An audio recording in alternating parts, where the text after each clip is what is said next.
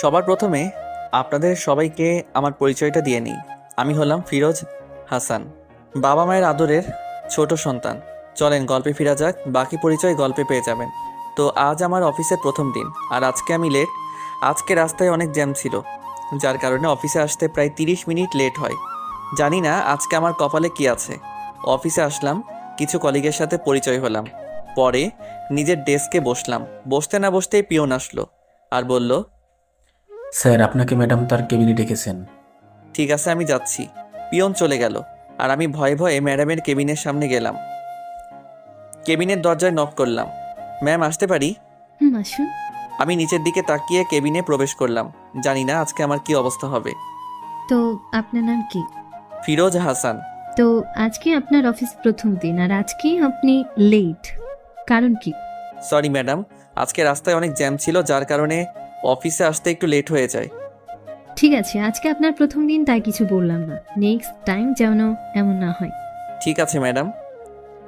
যান, ম্যানেজার সাহেব থেকে আপনার কাজটা জেনে নিন। ঠিক আছে ম্যাডাম বলে যেই আসতে নিব তেমনি চেয়ারের সাথে আমার পায়ের ধাক্কা লাগে। আমি ব্যথায় চিৎকার দিয়ে উঠলাম।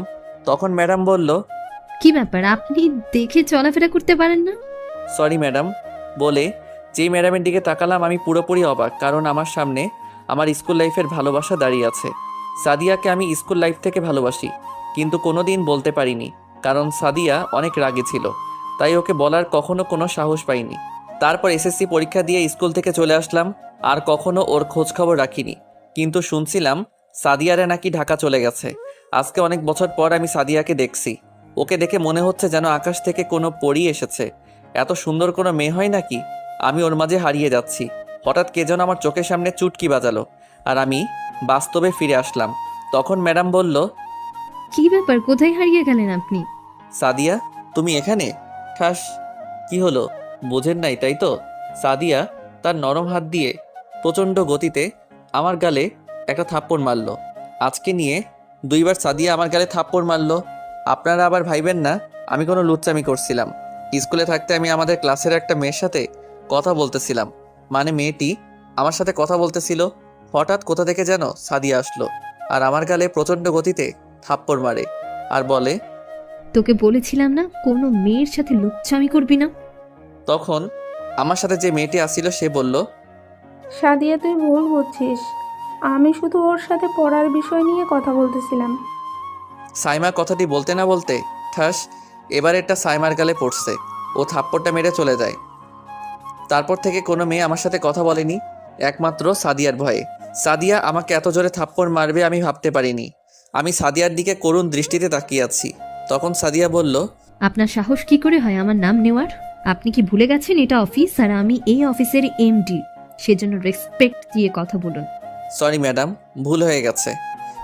ইটস ওকে, যান আর ম্যানেজার সাহেব থেকে আপনার কাজটা জেনে নিন। ঠিক আছে ম্যাডাম বলে চলে আসলাম ওয়াশরুমে, কারণ গালটা প্রচণ্ড ব্যথা করতেছিল। ওয়াশরুমে আসলাম, আয়নার সামনে দাঁড়িয়ে গালটার দিকে তাকালাম। তাকিয়ে আমি অবাক, কারণ গালে 5 আঙ্গুলের দাগ হয়ে আছে।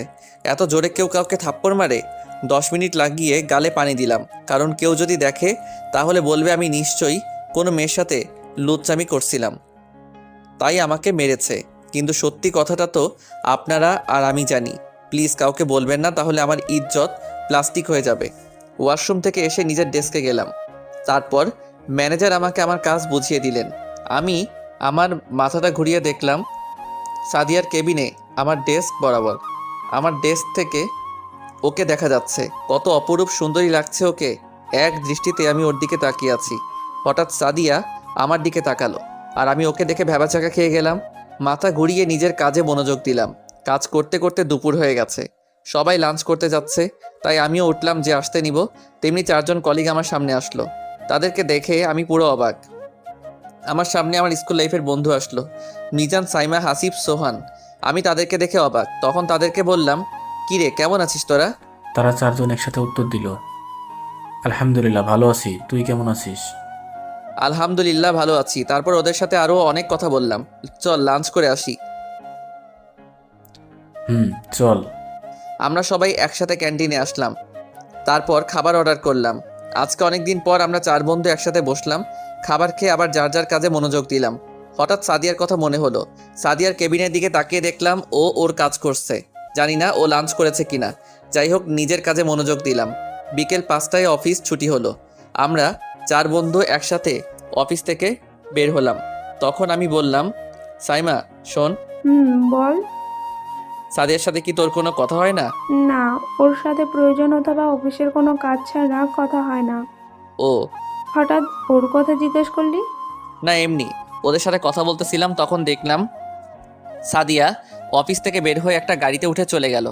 আমিও ওদের কাছ থেকে বিদায় নিয়ে বাসায় চলে আসলাম। বাসায় এসে কলিং বেল বাজালাম।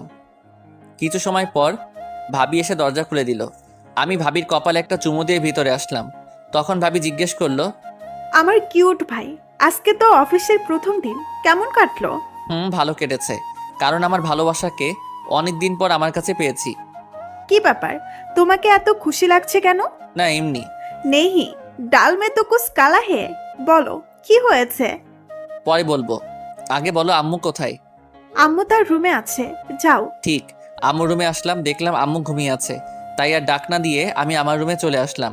রুমে এসে ফ্রেশ হয়ে ঘুমিয়ে পড়লাম, কারণ আজকে অনেক কাজ করেছি। রাতে ভাবি এসে ডেকে গেল আর বলল নিচে খাবার টেবিলে আমার জন্য অপেক্ষা করছে। তাই আমি ফ্রেশ হয়ে নিচে আসলাম। তারপর গিয়ে খাবার টেবিলে বসলাম। বসতে না বসতেই ভাষণ শুরু। ভাষণটি কিছুটা এরকম ছিল, তো নবাবজাদা, আপনার তো আজকে অফিসের প্রথম দিন ছিল, কেমন কাটলো? আব্বুর মুখে এমন মধুর কথা শুনে আমার কলিজা কেঁপে উঠল। এক প্লেট সাহস নিয়ে আব্বুকে বললাম, আব্বু, আজকের দিনটা ভালো গেছে। তোমাকে দিয়ে আমার এমন আশা ছিল না। আমি আবার কি করলাম আব্বু? তুই নিজেদের কোম্পানি রেখে অন্যের কোম্পানিতে কেন জয়েন করলি? আমি আম্মুর দিকে তাকিয়ে ইশারায় বললাম যে আব্বুকে একটু ম্যানেজ করো। তখন আম্মু বলল, কি শুরু করলে তুমি? ওর যা খুশি তাই করুক, ও তো এখনো ছোট মানুষ। ঠিক আছে, তোমার মা ছেলে যা মনে করো তাই করো, আমি কিছু জানি না। তারপর খাবার খাওয়া শুরু করলাম। খাওয়া শেষ করে যেই রুমে আসতে যাব তখন ভাইয়া ডাক দিল। আমি ভাইয়ার কাছে গিয়ে বললাম, বলো। আজকে তোর অফিসের প্রথম দিন আসিল, কোনো সমস্যা হয়েছে? না, তেমন কিছুই হয়নি। আচ্ছা যা, তোর কোনো সমস্যা হলে আমাকে বলবি, ঠিক আছে? বলে নিজের রুমে চলে আসলাম। খাটের উপরে শুয়ে ফেসবুকে একটা গল্প পোস্ট করলাম। আজকে সারাদিনের কথা ভাবতেই অবাক লাগে, কারণ এত বছর পর আমার ভালোবাসার মানুষটাকে কাছে পেলাম, আবার তার হাতে থাপ্পড়ও খেলাম। হঠাৎ মনে একটা প্রশ্ন জাগলো, যদি ওর লাইফে কোনো বয়ফ্রেন্ড থাকে তাহলে আমি কি করব? আমি তো সাদিয়াকে আমার জীবন থেকে বেশি ভালোবাসি। উফ, আর নিতে পারতেছি না। পরেরটা পরে দেখা যাবে। এখন ঘুমাতে হবে, কারণ আজকে আমি লেট করে অফিসে গেছি। আমি চাই না কালকেও আমার লেট হোক অফিসে যেতে। তাই ঘুমিয়ে গেলাম সাদিয়াকে নিয়ে কল্পনা করতে করতে। সকালে ভাবি এসে আমাকে ডাকছে, ওই আমার কিউট ভাই, উঠে পড়, সকাল হয়ে গেছে। কি হলো, অফিসে যাবা না নাকি? ঠিক আছে, তুমি এইভাবে উঠবে না, প্রতিদিন তোমাকে যেভাবে তুলতে হয় সেইভাবে তুলতে হবে। সাদিয়া, আমি তোমাকে অনেক ভালোবাসি, প্লিজ আমাকে ছেড়ে আর যেও না। হঠাৎ আমি চিৎকার দিয়ে উঠলাম, কারণ কে জানি আমাকে পানি দিয়ে ভিজিয়ে আমার আরামের ঘুমটা হারাম করে দিয়েছে। সামনে তাকিয়ে দেখি ভাবি হাতে একটা মগ নিয়ে দাঁড়িয়ে আছে। তখন আমি ভাবিকে বললাম, ভাবি, আজকেও কি তুমি আমাকে ভিজিয়েছো? আমাকে ছাড়া এখানে কি অন্য কাউকে দেখতে পাচ্ছ? আচ্ছা, প্রতিদিন আমাকে কি এইভাবেই ঘুম থেকে তুলতে হবে? যেদিন তোমার বউ আসবে সেদিন সে তোমাকে ভালোভাবে ঘুম থেকে ডেকে তুলবে। আমি যেই কয়েকদিন আছি আমি একইভাবে তোমাকে ঘুম থেকে উঠাবো। দূর, ভালো লাগে না। উঠে ওয়াশরুমে গেলাম। যেই ওয়াশরুমে পা রাখলাম তখন পিছন থেকে ভাবি বলল, আচ্ছা, এই সাদিয়া, সাদিয়া কে তুমি চেনো নাকি? ভাবির মুখে সাদিয়ার নাম শুনে আমি যেন আকাশ থেকে মাটিতে পড়লাম। ওয়াশরুমে না গিয়ে ভাবির কাছে আসলাম। কি ভাবি, তুমি কি কিছু বলছো? না, সাদিয়া নাম তো আমি আমার জীবনেও শুনি নাই। তাই নাকি? হুম। সত্যি কথা না বললে তোমার ভাইয়ের কাছে বলে দিব। আচ্ছা ঠিক আছে, সত্যি কথা বলবো, আগে অফিস থেকে এসে নেই তারপর। ঠিক আছে, মনে থাকে যেন। আর তাড়াতাড়ি নিচে এসো, সবাই তোমার অপেক্ষা করছে। বলে ভাবি চলে গেল। আমিও দাঁড়িয়ে না থেকে সোজা ওয়াশরুমে চলে গেলাম ফ্রেশ হতে। অফিসের ড্রেস পরে নিচে আসলাম, সবার সাথে নাস্তা করে অফিসের জন্য বের হতে যাব। তখন বলল, কি ব্যাপার ফিরোজ, তুই তোর গাড়ি করে অফিসে যাস না কেন?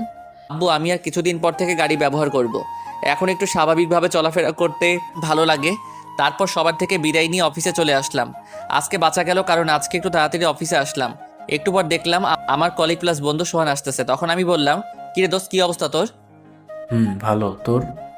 ভালো। ওদের 3 জনকে কল করে দেখ ওরা কোথায়। তারপর সোহান ওদের কল করলো।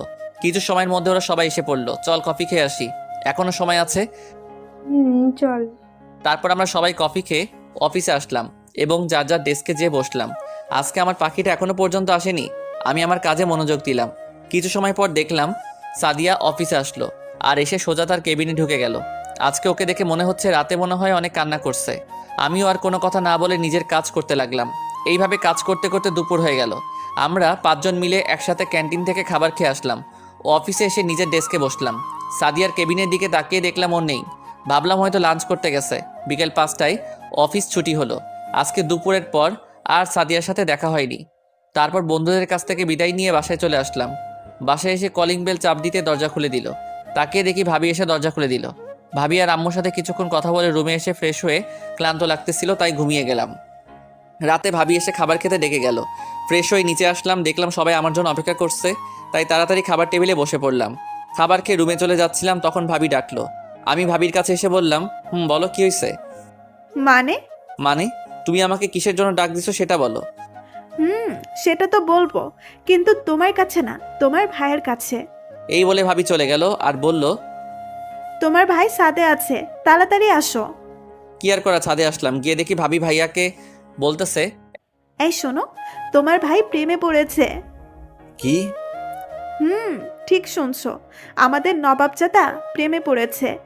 ঠিক আছে, কার সাথে প্রেম করছে? মেয়েটার নাম কি? মেয়েটার নাম হচ্ছে সাদিয়া। ও, তা তো আমি অনেক বছর আগে থেকে জানি, কিন্তু সাদিয়াকে পেল কোথায়? ওরা তো এখান থেকে চলে গিয়েছিল অনেক বছর আগে। এখন আপনাদের বলি যে ভাইয়া সাদিয়াকে চিনে কিভাবে।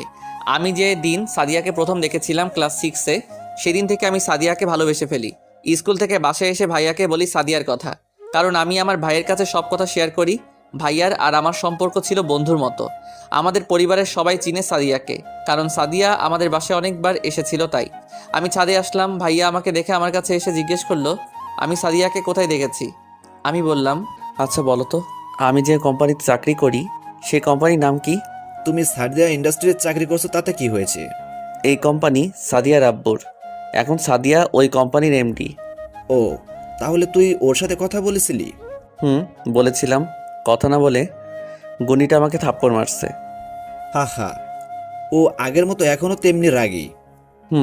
এতক্ষণ যাবৎ ভাবি আমার আর ভাইয়ার কথা শুনতেছিল।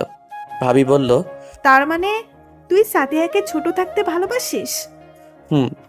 আরও অনেক কথা বলে নিজের রুমে এসে ঘুমিয়ে পড়লাম। সকালে ভাবি এসে আমাকে ঘুম থেকে তুলে গেল। ফ্রেশ হয়ে নাস্তা করে অফিসের জন্য বের হয়ে গেলাম। এইভাবে চলে গেল 3 মাস। এই 3 মাসে অফিসে ভালো নাম অর্জন করেছি। সাদিয়ার ব্যাপারে অনেক কথা জেনেছি। সাদিয়া এখন পর্যন্ত সিঙ্গেল, আর সাদিয়া আমার প্রতি একটু দুর্বল হয়েছে, সেটা ওর আচার আচরণ দেখলে বোঝা যায়। তো একদিন নিজের ডেস্কে বসে কাজ করতেছিলাম, তখন পিয়ন এসে বলল, স্যার, আপনাকে ম্যাডাম মিটিং রুমে ডেকেছে। ঠিক আছে আপনি যান, আমি যাচ্ছি। পিয়ন চলে গেল। আমি ভাবতেছি আমাকে আবার মিটিং রুমে কেন ডাকলো। তারপর আমি মিটিং রুমে আসলাম। আমি দরজায় নক করলাম, ম্যাডাম আসবো? আসুন। আমি ভিতরে ঢুকে পুরো অবাক, কারণ ভিতরে আমার বন্ধুরা বসে আছে। বসুন। আপনাদের সবার সাথে কিছু জরুরি কথা ছিল, যার জন্য আপনাদের ডাকা হয়েছে। আমাদের কোম্পানিতে একটা নতুন প্রজেক্ট এসেছে, সেটার জন্য আপনাদের 5 জনকে সিলেক্ট করা হয়েছে। কাজটা করতে আপনাদের সবাইকে 1 সপ্তাহের জন্য চট্টগ্রামে আমাদের যে কোম্পানি আছে সে কোম্পানিতে যেতে, আর আমাদের কালকের মধ্যে সেখানে যেতে হবে। কারো কোনো প্রশ্ন আছে? আমরা সবাই একসাথে বললাম, না ম্যাডাম। সবার থেকে বেশি খুশি আমি, কারণ আমাদের সাথে সাদিয়াও যাবে। আজকে আপনাদের ছুটি, আর কাল সকাল 10টায় আমরা রওনা দেব, তো টাইম মতো আসবেন সবাই। এই বলে সাদিয়া চলে গেল। আমরা বন্ধুরা কিছু সময় কথা বলে বাসায় চলে আসলাম। বাসায় এসে সবাইকে জানালাম যে আমি কালকে অফিসের কাজে চট্টগ্রাম যাচ্ছি। বিকেলে ভাবি আমার জামা কাপড় ব্যাগে গুছিয়ে চলে গেল। রাতে ভাইয়ার ভাবি এসে আমাকে জিজ্ঞেস করলো আমরা কে কে সেখানে যাচ্ছি। আমি ভাইয়াকে বললাম আমি, আমার 4 বন্ধু আর সাদিয়া। সাদিয়ার নাম শুনে ভাইয়া ভাবি দুজনকে অনেক খুশি লাগছে।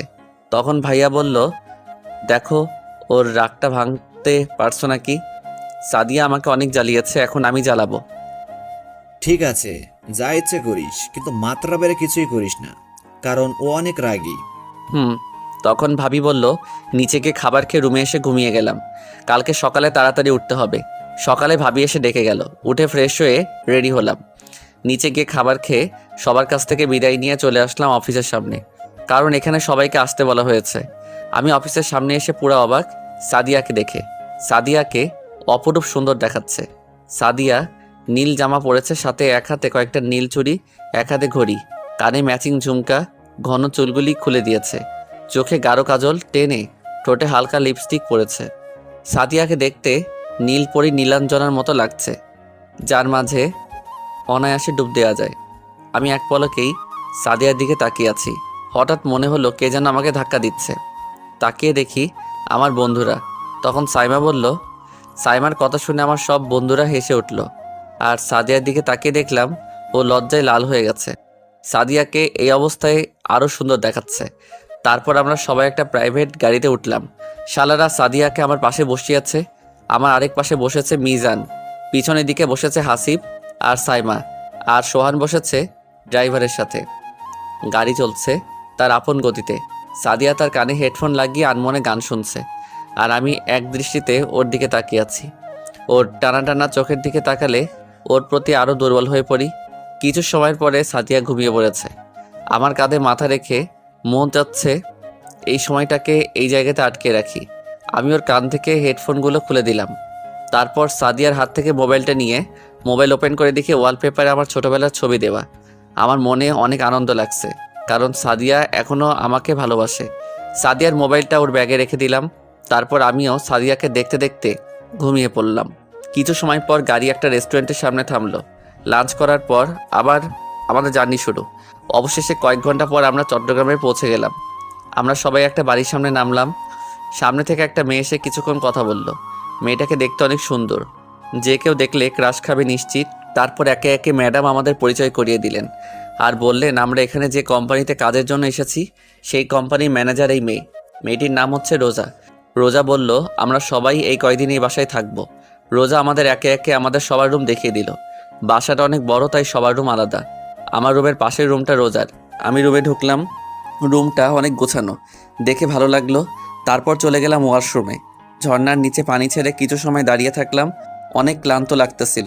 ফ্রেশ হয়ে এসে রুমে ভালো লাগছিল না, তাই ছাদে গেলাম। ছাদটা অনেক বড়। একপাশে গিয়ে দাঁড়ালাম। হঠাৎ পিছনে মনে হলো কেউ দাঁড়িয়ে আছে। পিছে তাকিয়ে দেখি রোজা দাঁড়িয়ে আছে। আপনি এখানে কি করছেন? কিছু না, রুমে ভালো লাগছিল না, তাই ছাদে চলে আসলাম। ও, কিছু সময় পর সাদিয়া ছাদে আসলো। এসে বলল, এখানে কি করছেন আপনারা?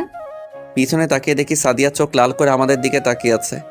আমি বললাম, কিছু না ম্যাডাম, রুমে ভালো লাগছিল না, তাই ছাদে আসছিলাম। আমি তাহলে নিচে গেলাম ম্যাডাম, আমার কাজ আছে। এই বলে রোজা নিচে চলে গেল। ম্যাডাম আমার পাশে দাঁড়ালো। আমি আর কোনো কথা না বলে নিজের রুমে আসলাম। এসে ঘুমিয়ে গেলাম। রাতে ফ্রেশ হয়ে নিচে এসে দেখি সবাই বসে আড্ডা দিচ্ছে। আমি গিয়ে তাদের সাথে আড্ডায় জয়েন করলাম। কিছু সময় পর সাদিয়া বলল, কাল থেকে অফিসে যেতে হবে সকাল 9টায়। আমরা বললাম ঠিক আছে ম্যাডাম। তারপর ডিনার শেষ করলাম। তখন সবাই মিলে বসলাম আড্ডা দিতে, কিন্তু ম্যাডাম আমার পাশে বসেছে। অনেক ভালো লাগছিল, কিন্তু সাদিয়াকে জ্বালাতে হবে, তাই আমি সেখান থেকে উঠে এসে রোজার পাশে বসলাম। সাদিয়া আমার দিকে চোখ বড় বড় করে তাকিয়ে আছে, তা আমার বন্ধুরা খেয়াল করেছে। তখন সাদিয়া উঠে তার রুমে চলে গেল। আমার সেখানে খেয়াল না করে আড্ডা দিতে থাকলাম। রাত 11টা বাজে।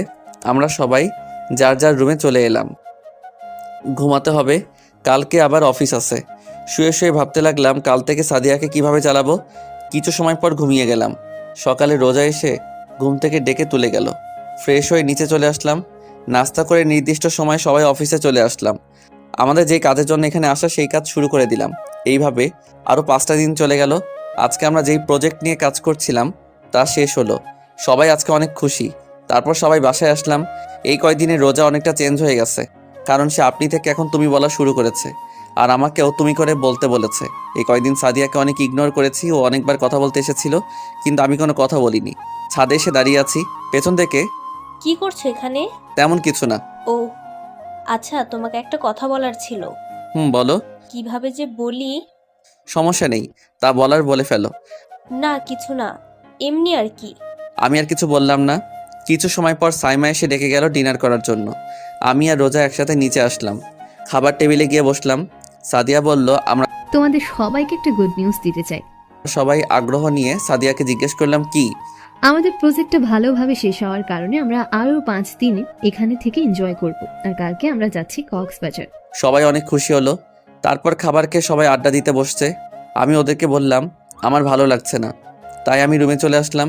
আজকে অনেক ক্লান্ত লাগতেছিল, তাই ঘুমিয়ে পড়লাম। সকালে ঘুম থেকে উঠে ফ্রেশ হয়ে নিচে আসলাম। নাস্তা করে কিছু সময় পর সবাই রওনা দিলাম কক্সবাজারের উদ্দেশ্যে। কিছু সময়ের মধ্যে আমরা কক্সবাজার সমুদ্র সৈকতে পৌঁছে গেলাম। সেখানকার একটা হোটেলে আমাদের রুম বুক করা হলো। রুমে আসলাম, ফ্রেশ হয়ে সবাই চলে আসলাম লাঞ্চ করতে। রুমে এসে বসলাম, তখন সাইমা রুমে আসলো। কি রে দোস্ত, তুই এমন করছিস কেন? আমি এখন আবার কি করলাম? মানে তুই না সাদিয়াকে ভালোবাসিস, তাহলে তাহলে তুই ওকে এভাবে এমনভাবে ইগনোর করছিস কেন? ভালোবাসি, কিন্তু কিভাবে বলবো তুই বল। তুই তো জানিস সাদিয়া কেমন। বুঝলাম। তুই এক কাজ করে দেখতে পারিস। তবে সাদিয়া তোকে ভালোবাসে নাকি? কি? সাইমা আমাকে যা বলল তা আপনাদের কিছু সময়ের পর জানানো হবে। সাইমা চলে গেল। আমিও আর কিছু না ভেবে বাইরে চলে আসলাম। বিকেলে সবাই একসাথে বের হলাম। ঘোরাতে যাওয়ার কথা ছিল, তাই সবাই সাগরের পাড়ে আসলাম। সবাই একসাথে হাঁটছি। আমি সাদিয়াকে বললাম, সাদিয়া তোমার সাথে একটু কথা ছিল। বলো কি কথা? এমন সময় সাদিয়ার মোবাইলে কল আসলো। আর সাদিয়া কল ধরে যা বলল তা শুনে আমরা সবাই অবাক। জান বলো, কেমন আছো তুমি? সাদিয়া মোবাইলে কথা বলতে বলতে সাইডে চলে গেল। আমার চোখটা পানিতে ভরে গেল। হঠাৎ রোজা বলল, ফিরোজ, চলো আমরা এই পাশে যাই। রোজা কথাটা বলতে না বলতেই সাদিয়া আমার দিকে এমনভাবে তাকালো যেন আমি কোনো বড় অপরাধ করে ফেলেছি। আমি বললাম, ঠিক আছে চলো। এখন সবাই আমার দিকে তাকিয়ে আছে। আমি আর কোনো কথা না বলে রোজাকে নিয়ে অপর দিকে চলে আসলাম, কিন্তু ভালো লাগছিল না। তাহলে কি সাদিয়ার জীবনে কি অন্য কেউ আছে? চলো ওই জায়গাটায় গিয়ে বসি। ঠিক আছে চলো। আমি আইসক্রিম খাবো, তুমি খাবে? না, তোমার জন্য আমি আইসক্রিম নিয়ে আসি। আইসক্রিম এনে রোজার হাতে দিলাম। রোজা আমাকে একটা হেল্প করতে পারবে? বলো কি হেল্প, বলো, তোমার জন্য সব করতে পারবো। রোজা, আমার সাথে ভালোবাসার অভিনয় করতে পারবে প্লিজ? মানে কি বলতে চাচ্ছ তুমি? আমি সাদিয়াকে ভালোবাসি। আমি জানি না ও আমাকে ভালোবাসে নাকি, তাই সবার সামনে আমার একটু অভিনয় করব যেন আমার প্রেমিক প্রেমিকা। ঠিক আছে, আমি রাজি। তখন আমার বন্ধুরা, হঠাৎ খেয়াল করলাম রোজার হাসি মুখটা ফ্যাকাশে হয়ে গেল, বুঝলাম না কেন। তখন আমার বন্ধুরা আসলো। তারপর সবাই বসে বসে সূর্য অস্ত যাচ্ছে তা দেখলাম। সবাই খুশি ছিল, কিন্তু একজন খুশি ছিল না, সে হলো আমি। কিছু সময় পর সবাই মিলে একটা রেস্টুরেন্টে ঢুকলাম।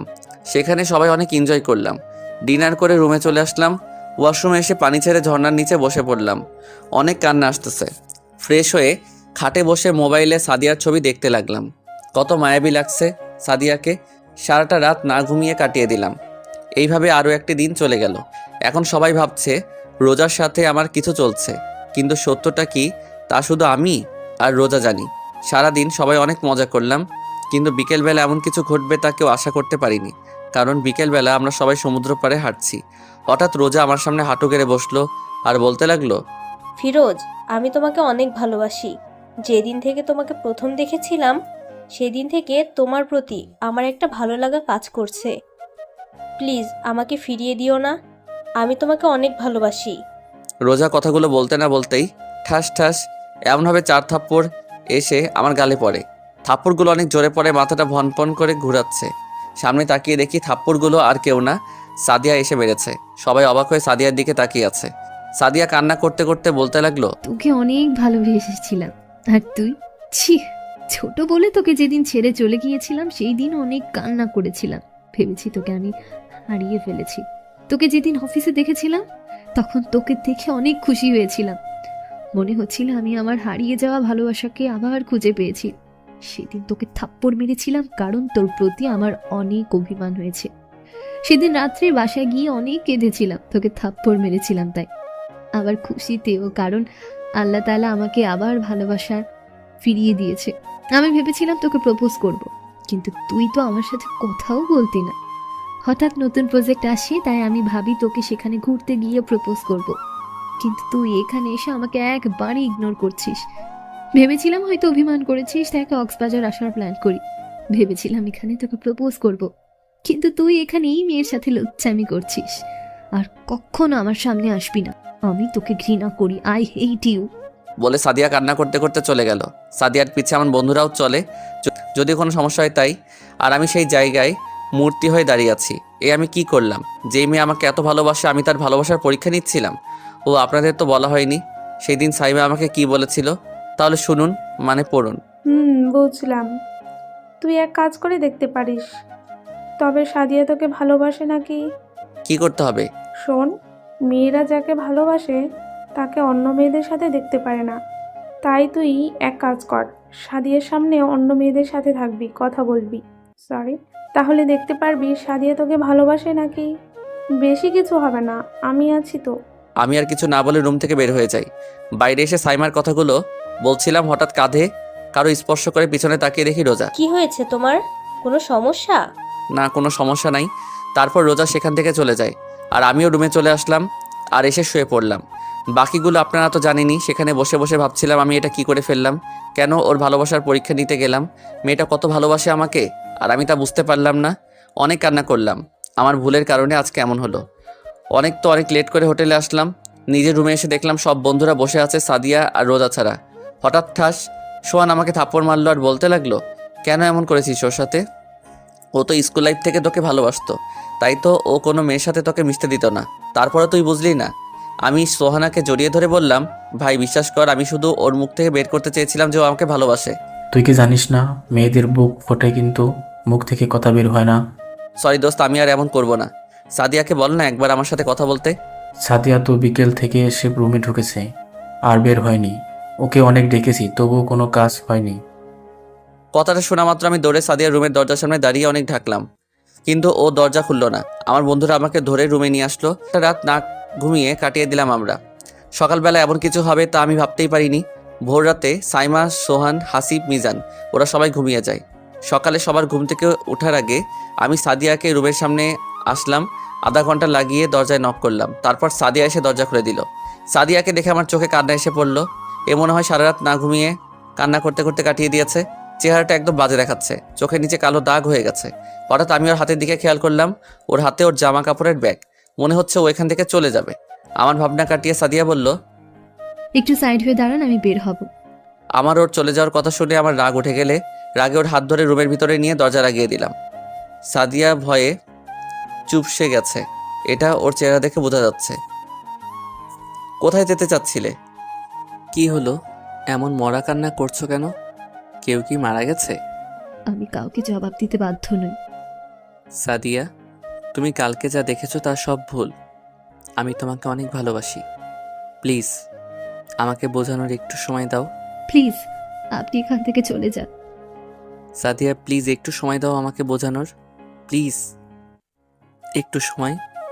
আপনি যদি এই মুহূর্তে এখান থেকে চলে না যান তাহলে আমার মরা মুখ দেখবেন। ঠিক আছে চলে যাচ্ছি, কিন্তু একটা কথা বলতে চাই। তুমি অনেক বড় ভুল করছো। কান্না করতে করতে চলে আসলাম। রুমের দরজা খুলে দেখি বন্ধুরা দাঁড়িয়ে আছে। আমি ওদেরকে কিছু না বলে নিজের রুমে চলে এলাম। সব জামা কাপড় গুছিয়ে বাইরে চলে আসলাম। কি হয়েছে? তুই তোর জিনিসপত্র গুছিয়ে নিলি কেন? সব দোষ আমার, আমার জন্যই হয়েছে সব।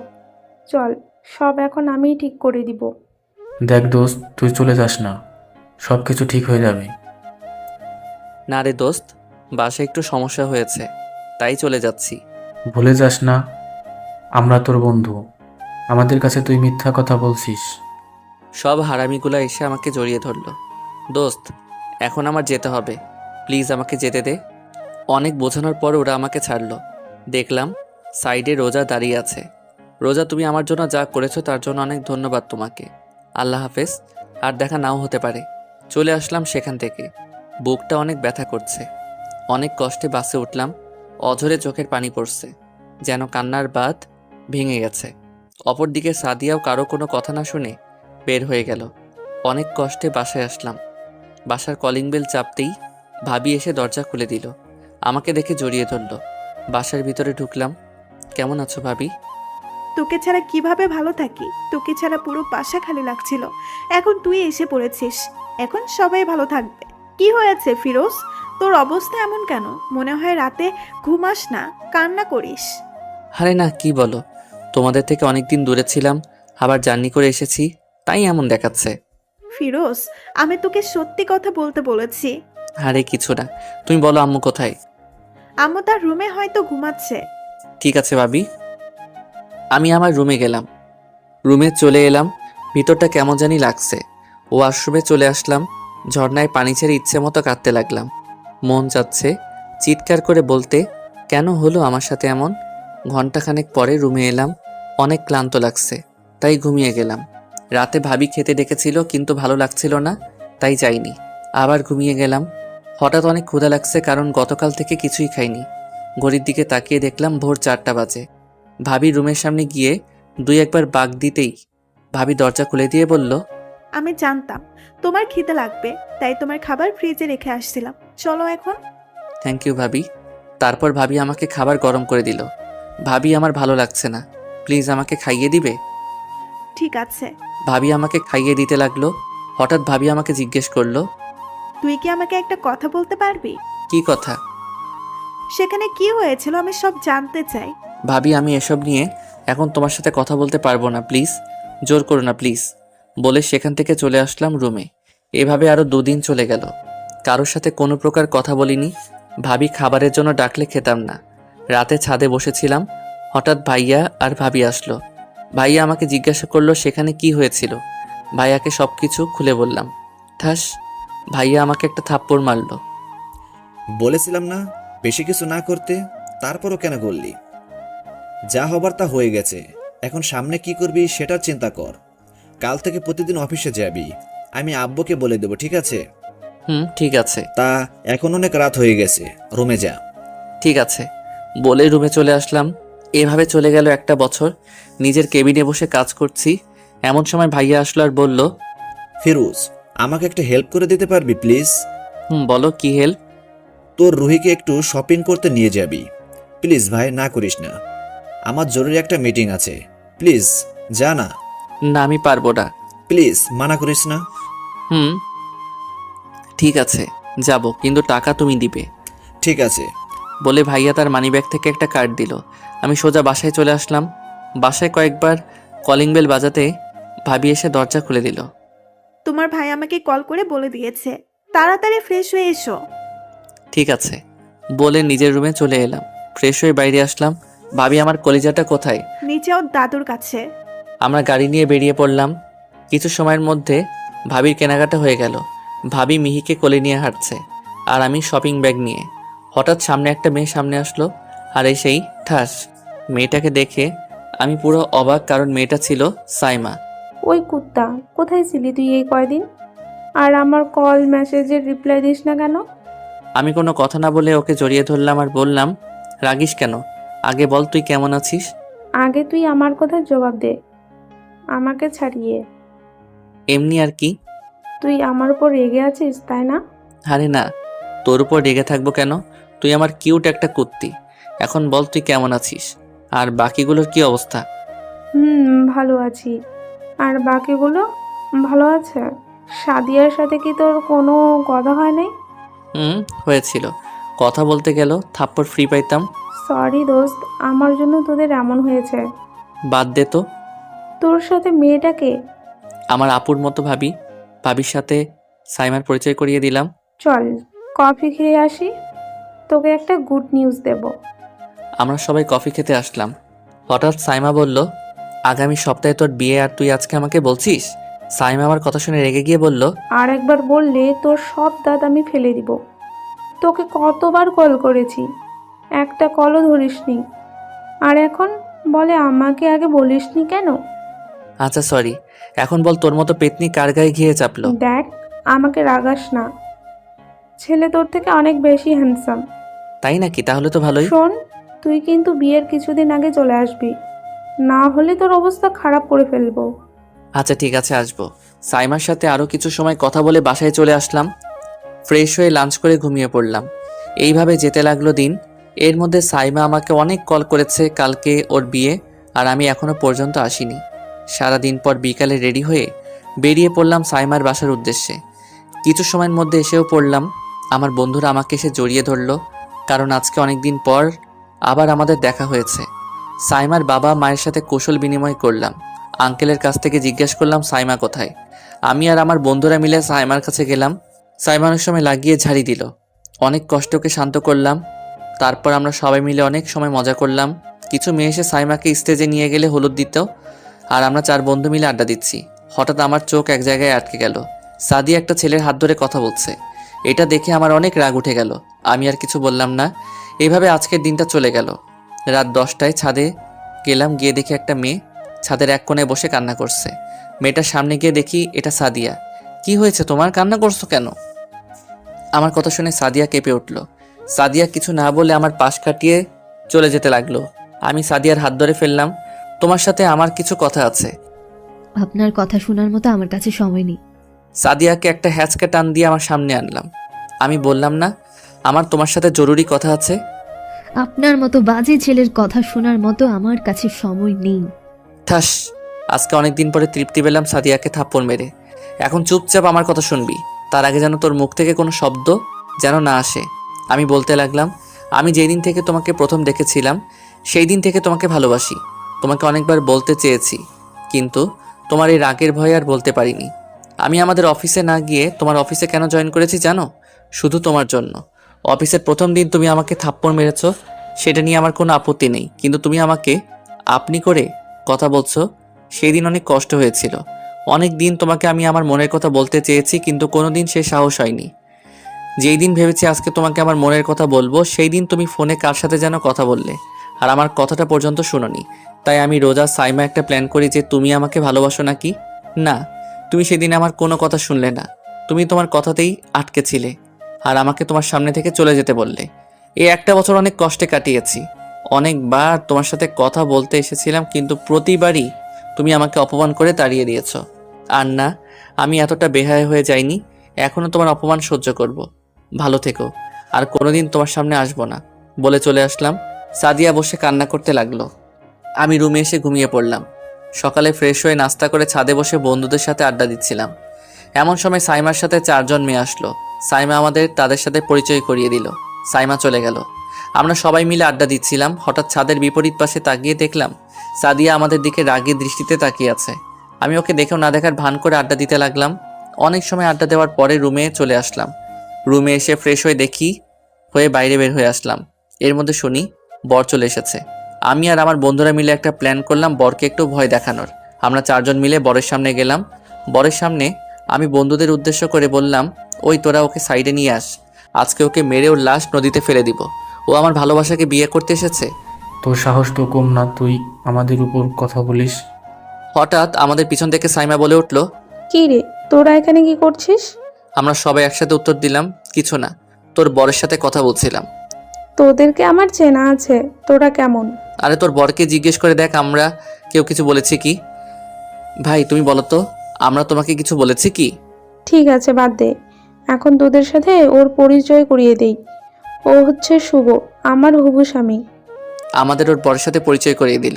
সাইমা ওর স্বামীকে উদ্দেশ্য করে বলল, আমরা সাইমা আর ওর বরের সাথে ওর কিছু সময় ফাইজলামি করলাম। কিছু সময়ের মধ্যেই সাইমার বিয়ে হয়ে গেল। আজকে অনেকবার সাদিয়া কথা বলতে এসেছিল, কিন্তু ওর উপর একটু বেশি রাগ হয়ে গেছে, তাই কোনো কথা বলিনি। সবার থেকে বিদায় নিয়ে বাসায় চলে আসলাম। বাসায় এসে ফ্রেশ হয়ে সবার সাথে কিছু সময় কথা বলে খাবার খেয়ে ঘুমিয়ে পড়লাম। সকালে ঘুম থেকে উঠে ফ্রেশ হয়ে নিচে গিয়ে দেখি সবাই কি নিয়ে যেন কথা বলছে। আমাকে দেখে সবাই চুপ হয়ে গেল। আমি আর কিছু না বলে খাবার খেতে লাগলাম। হঠাৎ ভাইয়া বলল, ফিরোজ, আজকে বিকেলে তুই মালয়েশিয়ায় যাচ্ছিস। আমি ভাইয়ার কথা শুনে ভাইয়ার দিকে তাকিয়ে রইলাম। ভাইয়া আবার বলতে শুরু করলো, মালয়েশিয়ায় আমাদের একটা অফিস আছে, সেখানে কিছু সমস্যা দেখা দিয়েছে, তাই আমাদের মধ্যে কাউকে সেখানে যেতে হবে। কিন্তু আমি কেন? কারণ আমার একটা জরুরি মিটিং আছে, আর আব্বুর বয়স হয়েছে, তাই আব্বুও যেতে পারবে না, তাই তোকে যেতে হবে। ঠিক আছে আমি যাব, কিন্তু কয়েকদিনের জন্য যেতে হবে। 4 দিনও লাগতে পারে, আবার 5 দিনও। আর আজকে বিকেল 5টায় তোর ফ্লাইট। আচ্ছা ঠিক আছে। খাবার শেষ করে রুমে চলে এলাম। ভাবি আমার জামা কাপড় ব্যাগে গুছিয়ে দিচ্ছে, আর আমি বসে পাবজি খেলছি। এভাবে কিছু সময় চলে গেল। দুপুরে লাঞ্চ করে সবার থেকে বিদায় নিয়ে আমি আর ভাইয়া এয়ারপোর্টের উদ্দেশ্যে রওনা দিলাম। অবশেষে ফ্লাইটে উঠলাম। ফ্লাইট টেক অফ করলো মালয়েশিয়ার উদ্দেশ্যে। অবশেষে চলে আসলাম মালয়েশিয়ায়। অফিসের ম্যানেজার আমাকে নিতে আসলো। এভাবে চলে গেল 3টা দিন।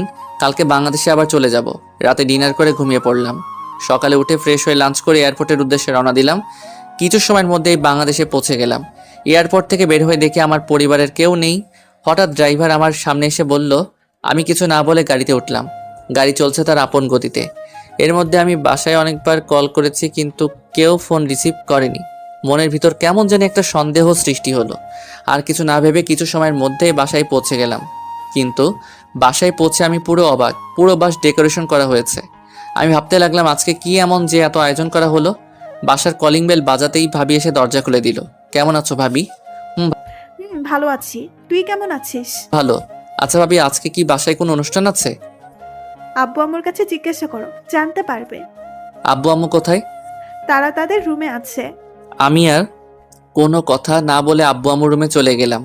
আমার মনে একটা খটকা লেগে আছে। রুমে গিয়ে দেখি আব্বু আম্মু ভাইয়া বসে আছে। কি নিয়ে যেন কথা বলছিল, আমাকে দেখে সবাই চুপ হয়ে গেল। আমার টাইমলাইন নিয়ে গল্প দেওয়া হয়েছে, আপনারা চাইলে পড়তে পারেন। রুমে ঢোকা মাত্র ভাইয়া জিজ্ঞেস করলো, আসতে কি কোনো সমস্যা হয়েছে? না। হঠাৎ আব্বু বলল, ফিরোজ বসো, তোমার সাথে কিছু কথা আছে। আব্বু ফ্রেশ হয়ে আসি, তারপরে কথা বলি। আমি বলছি না তোমার সাথে কিছু কথা আছে। আম্মুর পাশে গিয়ে বসলাম। হঠাৎ আব্বু এমন কথা বলবে সেটা আমি ভাবতেই পারিনি। আজকে রাতে তোমার বিয়ে, সবাইকে ইনভাইট করা হয়েছে। কি? ঠিক শুনেছো, আজকে তোমার বিয়ে। আমি আম্মুর দিকে তাকালাম। আম্মু কিছু বলছে না। আমি ভাইয়ার দিকে তাকালাম, দেখে ভাইয়াও কিছু বলছে না। ভাইয়া তো জানতো যে আমি একজনকে ভালোবাসি, এখন আবার আরেকজনকে কিভাবে বিয়ে করব। আব্বু আবার বললো পালিয়ে যাওয়ার চেষ্টা করো না। কি বলবো, কোনো ভাষা খুঁজে পাচ্ছি না। আবুলের মতো সবার দিকে তাকিয়ে আছি। কিছু না বলে রুমে চলে আসলাম। আমার পিছনে ভাইয়া আর ভাবিও আসলো। ভাইয়া, আব্বু তা বলেছে, তা কি সত্যি? হুম। কার সাথে আমার বিয়ে ঠিক করা হয়েছে? আব্বু বাসার কাউকে কিছু বলেনি যে কার সাথে তোর বিয়ে ঠিক করেছে? কি পাগল নাকি? একটা মেয়েকে না দেখে কিভাবে বিয়ে করব? চিন্তা করিস না, আব্বু যদি তোর জন্য মেয়ে পছন্দ করে থাকে তাহলে ভালো মেয়েই পছন্দ করেছে। আমি ভাবির দিকে তাকালাম। উনি কিছু বলছে না। এই বলে ভাইয়া ভাবি চলে গেল। আমি মাথায় হাত দিয়ে ফ্লোরে বসে পড়লাম। কি করব কিছুই মাথায় আসছে না। চোখ দিয়ে নিজের অজান্তেই পানি বের হচ্ছে।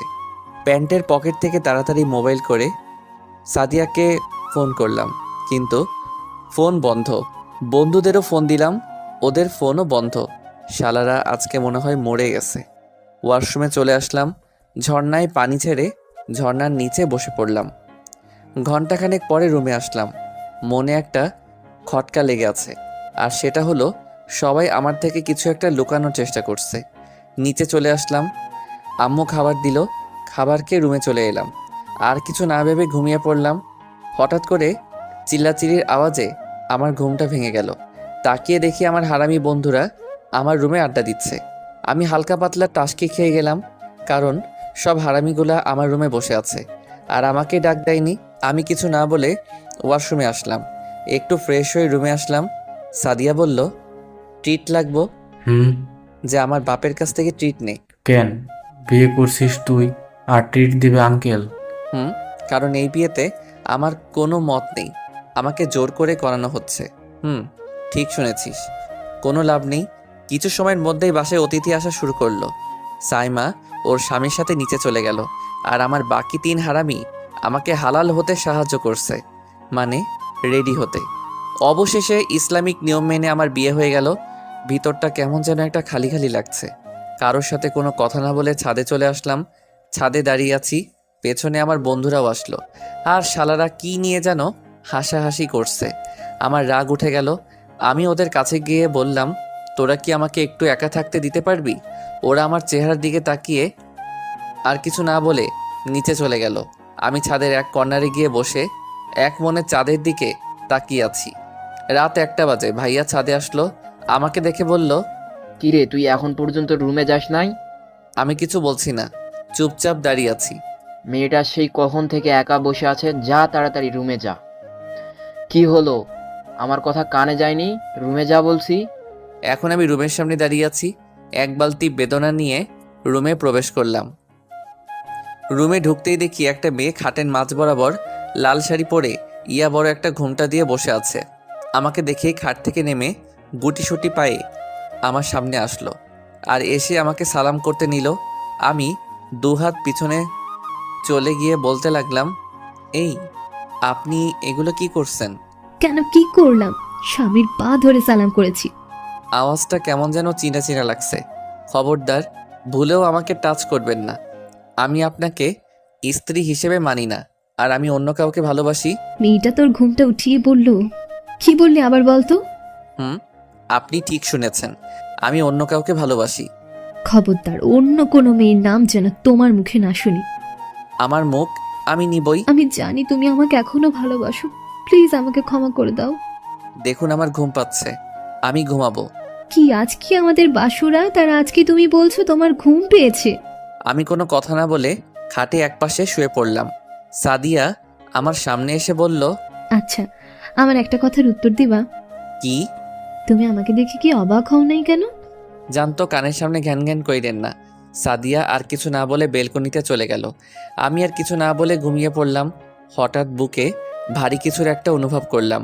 চোখ খুলে তাকিয়ে দেখি সাদিয়া আমার বুকে গুটিসুটি মেরে ঘুমোচ্ছে।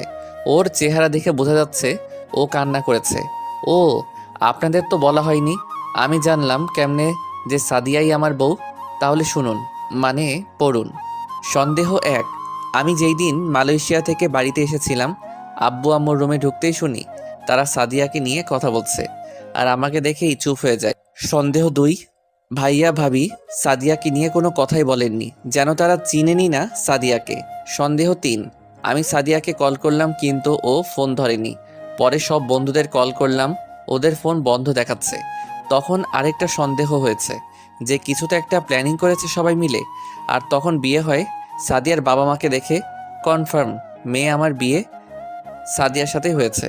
আমি এখনও সাদিয়াকে আমার জীবন থেকে বেশি ভালোবাসি। আর 2 দিন পর সাদিয়ার বার্থডে, তাই ভাবলাম এই 2 দিন সাদিয়ার সাথে ও বাকি সবার সাথে একটু মজা নেই।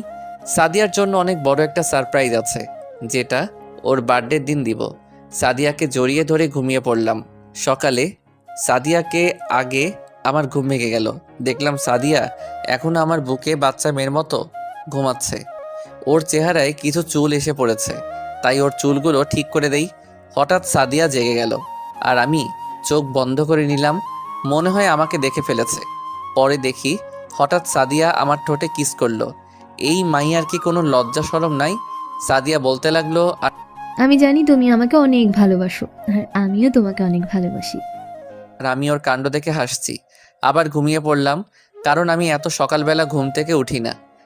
হঠাৎ আমার মুখে পানির ফোঁটা আসছে। চোখ খুলে তাকিয়ে দেখি সাদিয়া আমার মাথা বরাবর ওর ভেজা চুলগুলো দিয়ে আমার চেহারায় পানি দিচ্ছে। অনেক রোমান্টিক একটা ফিলিংস কাজ করছে। আমি সাদিয়ার দিকে এক দৃষ্টিতে তাকিয়ে আছি, আর সাদিয়া আমার দিকে তাকিয়ে আছে। হঠাৎ দরজায় নক পড়তেই আমাদের দুজনের ঘোর কেটে গেল। আমি কিছু না বলে সাদিয়াকে সরিয়ে ওয়াশরুমে চলে গেলাম, আর সাদিয়া গিয়ে দরজা খুলে দিল। আমি ফ্রেশ হয়ে ওয়াশরুম থেকে বের হয়ে দেখি সাদিয়া খাটে বসে আছে। আমি কিছু না বলে নিচে চলে আসলাম। সাদিয়া কিছু বলতে চেয়েছিল, কিন্তু আমি না শুনে বের হয়ে গেলাম। নিচে এসে দেখি সবাই খাবার টেবিলে বসে আছে। আমি গিয়ে খাবার টেবিলে বসে পড়লাম। বসতেই আব্বু বলল, বৌমা কই? ওকে সাথে করে নিয়ে আসলি না কেন? সাদিয়া কিছু না বলে একটা শুকনা হাসি দিল। আমি খাবার খেয়ে যেই উঠতে যাব, তখন আব্বু বলল, আজকে রুমাকে আর বৌমাকে তাদের বাসা থেকে নিতে আসবে, তাই রেডি থেকো। আমি কোনো কথা না বলে রুমে চলে গেলাম। খাটে শুয়ে মোবাইল চালাচ্ছি। কিছু সময় পর সাদিয়া আসলো। ও আমার সামনে এসে কোনো কথা না বলে আমার বুকের উপর শুয়ে পড়ল। কি ব্যাপার, আপনি আমার বুকের উপর শুয়ে পড়লেন কেন? এটা আমার স্বামীর বুক, আমার যা মন চায় আমি তাই করব। আপনার কি? নয়, হ্যাঁ। এটা আমার বুক। আর কিছু বলতে পারলাম না। তার আগে সাদিয়া আমার আর ওর ঠোঁট জোড়া এক করে দিল। সরি, প্লিজ আমাকে মাফ করে দাও। আমি বেশি জোরে কামড় দিতে চাইনি। আমি কিছু না বলে ওয়াশরুমে চলে গেলাম। আয়নায় তাকিয়ে দেখি বেশি কাটে নেই, অল্প একটু কেটেছে। ওয়াশরুম থেকে বের হয়ে দেখি সাদিয়া রুমে নাই, তাই আমি বেলকনিতে গিয়ে বসে মোবাইলটা চালাতে লাগলাম। সাদিয়া রুমে আসলো, আমাকে দেখতে না পেয়ে বেলকনিতে আসলো। আমি বুঝলাম সাদিয়া এসেছে, তাই মোবাইলটা কানে দিয়ে আবল তাবল বলতে লাগলাম, জান কি করতেছো? আরে না, কাল রাতে আমাদের মধ্যে কিছুই হয়নি। আমি শুধু তোমাকে ভালোবাসি আর কাউকে না। আচ্ছা রাখি শোনা, পরে কথা হবে। মোবাইলটা পকেটে রেখে পিছনে তাকিয়ে দেখি সাদিয়া চোখ লাল করে আমার দিকে এমন দৃষ্টিতে তাকিয়ে আছে যেন আমাকে আস্ত খেয়ে ফেলবে। সাদিয়া কোনো কথা না বলে আমার পকেট থেকে মোবাইলটা বের করে খুব যত্নে মোবাইলটাকে ফ্লোরে ঢিল মেরে টুকরো টুকরো করে ফেলে। আর কিছু না বলে কান্না করতে করতে চলে গেল। আমি মাথায় হাত দিয়ে ফ্লোরে বসে বলতে লাগলাম, ইন্না লিল্লাহি ওয়া ইন্না ইলাইহি রাজিউন। আমার এত স্বাদের মোবাইলটা একটু মজার কারণে টুকরো টুকরো হয়ে গেল। কিছু সময় নিরাপত্তা পালন করে বেলকনিতেই বসে রইলাম। হঠাৎ নিচে থেকে অনেক আওয়াজ আসছে, তাই নিচে চলে এলাম। নিচে এসে দেখি শ্বশুরবাড়ির লোকজন এসেছে। সবার সাথে কুশল বিনিময় করে আমার রুমে চলে এলাম। রুমে এসে বসে আছি, এমন সময় সাদিয়ার কাজিনরা আসলো। আসতে পারি দুলা ভাই? আসো। ভাইয়া, আপনি কি কোনো কাজ করছিলেন নাকি? মানে আমরা কি আপনাকে ডিস্টার্ব করলাম নাকি? না, আমি জাস্ট ফেসবুক চালাচ্ছিলাম। তখন দরজার দিকে তাকিয়ে দেখি সাদিয়া দরজার কাছে পালিয়ে আমাদের কথা শুনছে। তাই আমি সাদিয়াকে লাগানোর জন্য বললাম, বিয়ের সময় তোমরা কোথায় ছিলে? আগে জানলে তো সাদিয়াকে বিয়ে না করে তোমাদের দুইজন থেকে যেই কোনো একজনকে বিয়ে করতাম। বেশ কাম হয়ে গেছে। সাদিয়া তো তেলে বেগুনে জ্বলে উঠল, কিছু না বলে চলে গেল। আর এইদিকে ওরা দুজন শরমে একেবারে লাল হয়ে যাচ্ছে। হয়েছে, আর তোমাদের শরম পেতে হবে না। ওদের সাথে কথা বলতে লাগলাম। হঠাৎ সাদিয়া একটা ট্রেতে কফি নিয়ে আসলো। ওদের দুজনকে কফি দিয়ে আমাকে কফি দিল। আমি কফি যেই মুখে দিলাম তেমনি ও মা গো! আমার চিৎকার দেওয়ার কারণ হচ্ছে সাদিয়া আমাকে যেই কফিটা দিয়েছে সেটা লবণ দিয়ে বানানো হয়েছে আর অনেক গরম, যার কারণে মুখে দিতেই কাটা জায়গায় লেগেছে। আর আমার অবস্থা টাইট। আমার চিৎকার শুনে ওরা তিনজন কেঁপে উঠল। সাদিয়ার দিকে তাকিয়ে দেখি ও মুচকি হাসছে। আমার আর বুঝতে বাকি রইল না যে এটা সাদিয়া ইচ্ছে করে করেছে। আমি হাত দিয়ে ইশারায় মারিয়া আর রূপাকে বাইরে যেতে বললাম। ওরা বাইরে চলে গেল। আমি দরজা আটকিয়ে সাদিয়ার দিকে এগোতে লাগলাম আর ও ভয়ে পিছন দিকে যেতে লাগলো। একসময় সাদিয়া পিছনের দিকে যেতে যেতে দেয়ালের সাথে লেগে যায়। আমি সাদিয়ার একেবারে কাছে চলে গেলাম। সাদিয়ার গরম নিঃশ্বাস আমার মুখের উপর পড়ছে। আমি কিছু না বলে সাদিয়ার কপালে একটা চুমু এঁকে দিলাম। ও চোখ বড় বড় করে তাকিয়ে আছে। আমি সাথে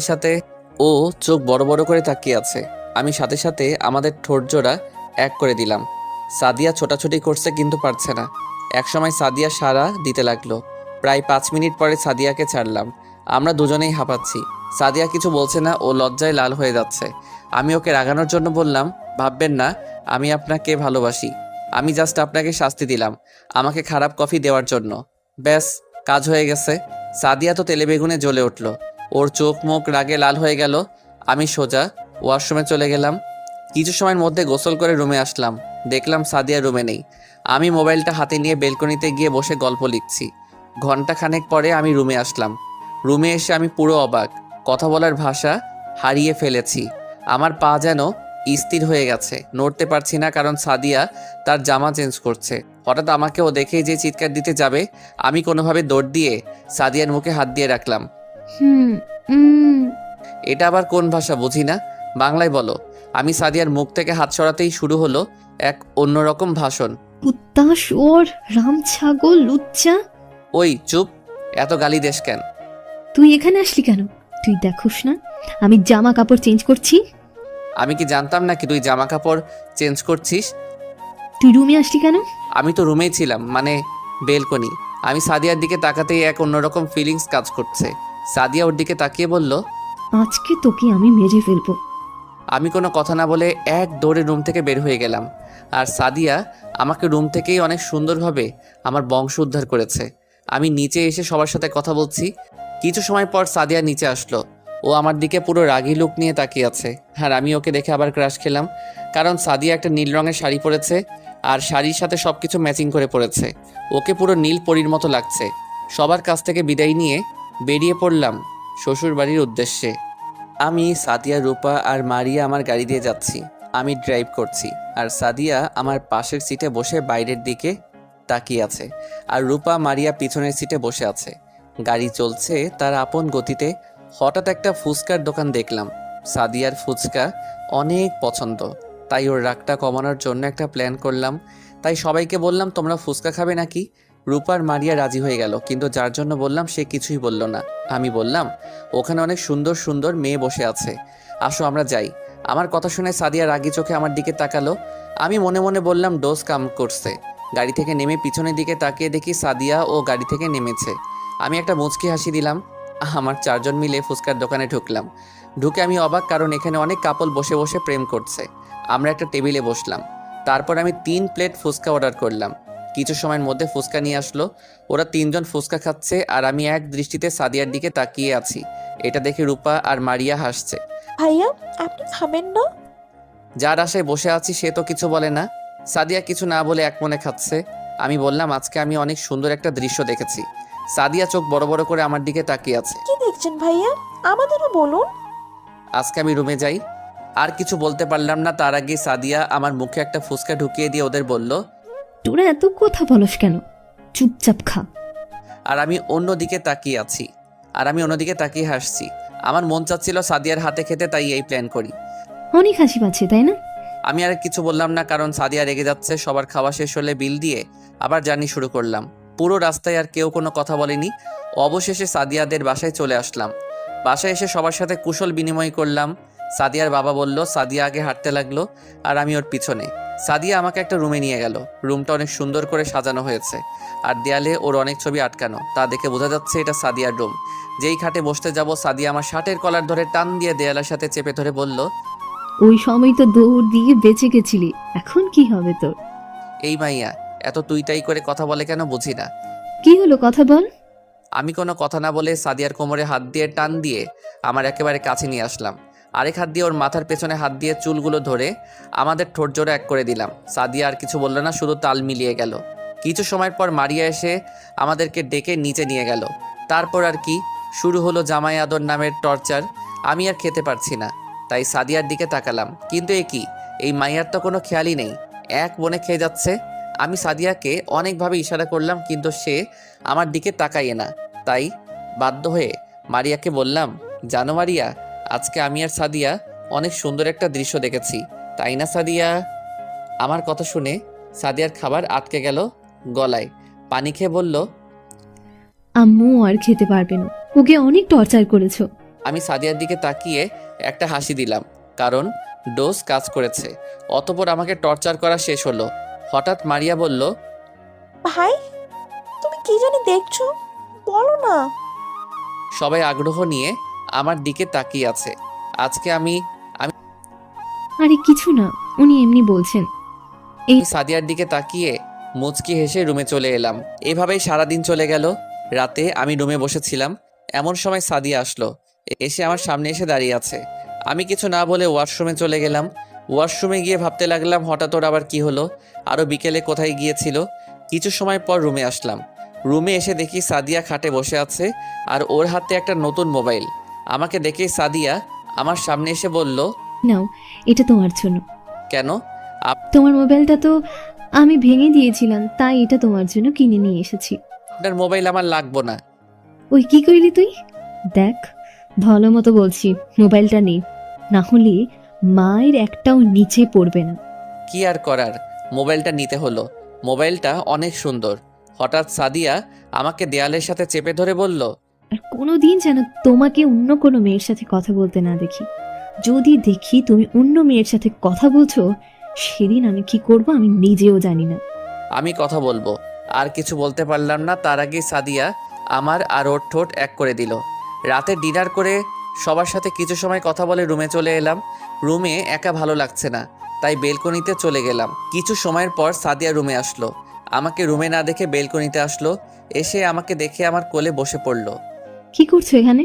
কিছুই না। তুমি কি জানো কালকের পরের দিন কি? কি? তুমি কি সত্যিই ভুলে গেছো? জেনেও না জানার ভান করে। কেন, কি এমন যে মনে রাখতে হবে? না, তেমন কিছু না, আমার ঘুম পাচ্ছে, আমি ঘুমোতে গেলাম। সাদিয়া উঠে চলে গেল আর আমি ওখানেই বসে রইলাম। বুঝলাম যে সাদিয়া কষ্ট পেয়েছে।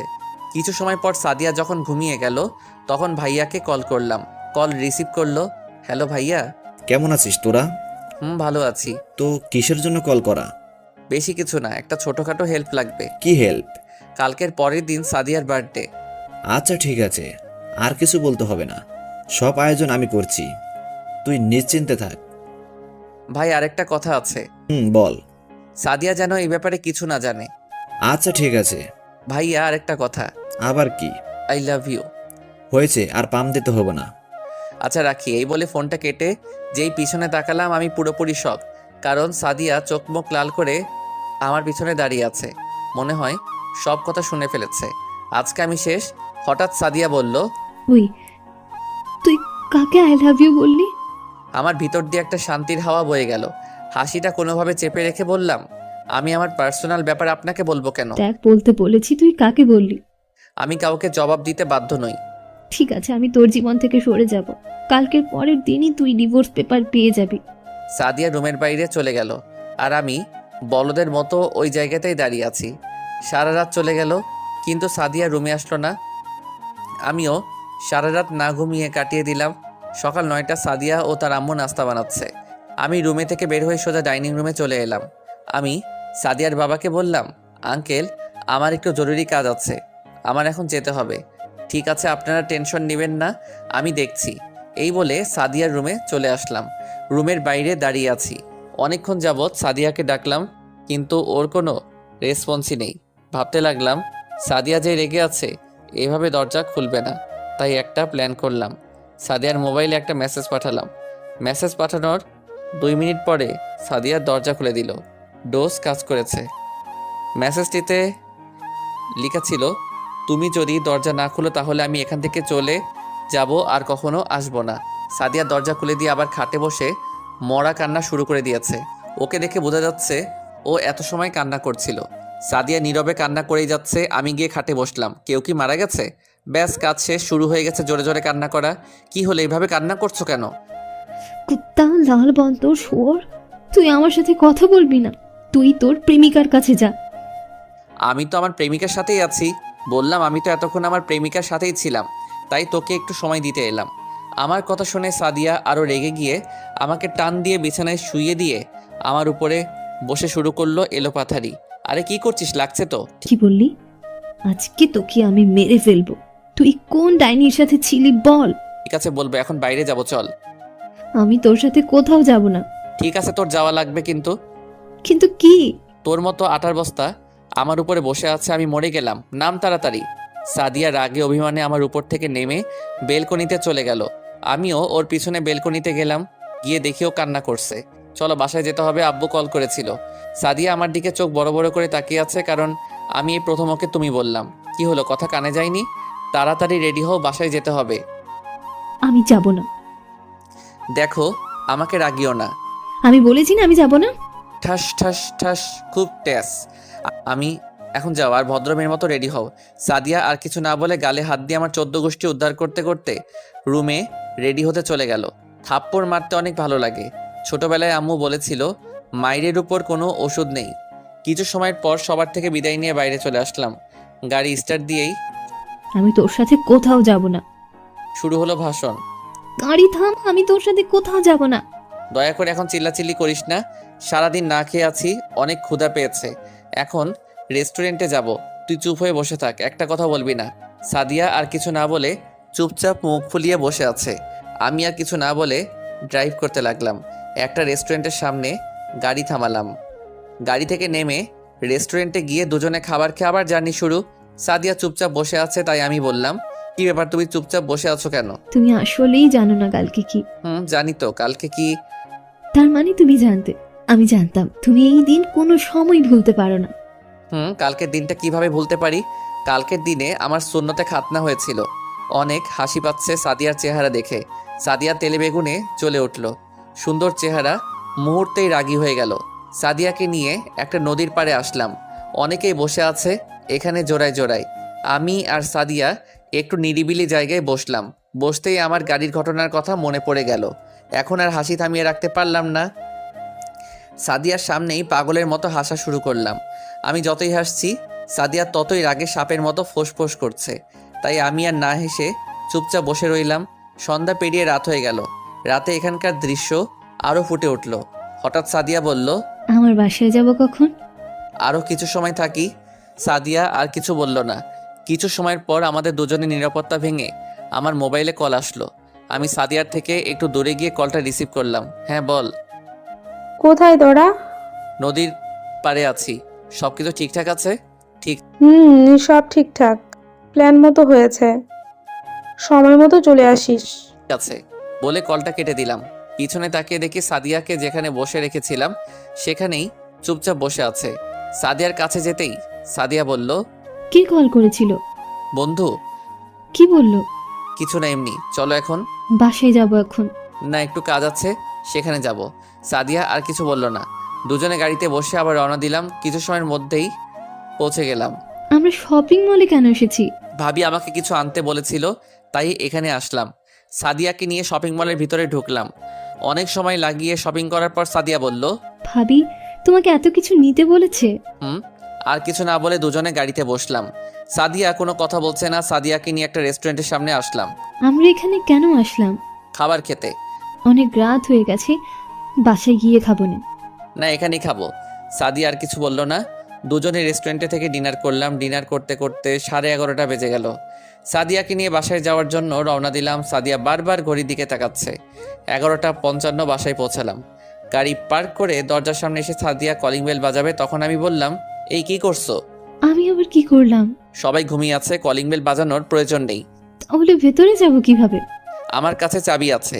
আমার প্যান্টের পকেটে হাত দিয়ে চাবি বের করে দরজা খুলো। তোমার পকেটে আমি হাত দিতে যাব কেন?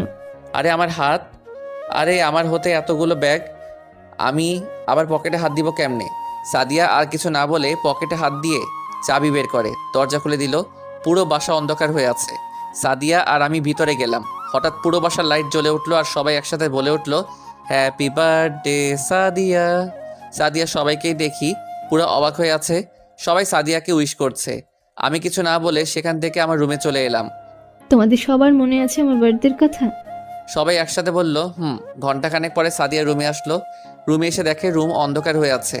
রুমের লাইট জ্বালিয়ে সাদিয়ার শখ, কারণ পুরো রুম পুতুল দিয়ে ভর্তি। হঠাৎ রুম থেকে কান্না করার শব্দ আসছে। আমি বেলকনিতে দাঁড়িয়েছিলাম। কান্নার শব্দ পেয়ে রুমে গিয়ে দেখি সাদিয়ার চোখের পানি আর নাকের পানি এক করে দিয়েছে।